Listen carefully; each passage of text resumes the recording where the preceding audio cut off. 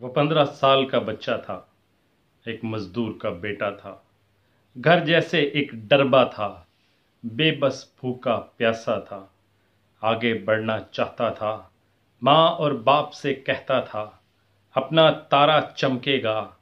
اپنا ٹائم بھی آئے گا۔ اپنے ٹائم کی عجلت میں، بھوک محرومی غربت میں تھوڑا تیز وہ چلنے لگا اور رستے سے ہٹ گیا۔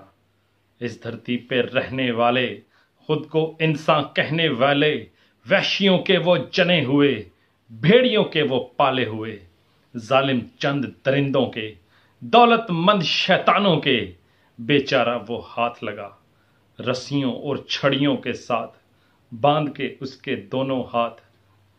برہنہ کر کے مارتے رہے، اس پہ تشدد کرتے رہے، ہڈیاں ٹوٹیں، زخم لگے، خون بہا اور نیل پڑے،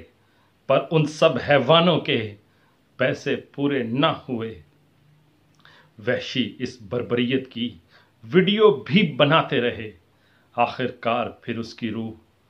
رشتے گہرے زخموں سے، سسکیوں سے اور آہوں سے، ہچکیوں اور کراہوں سے،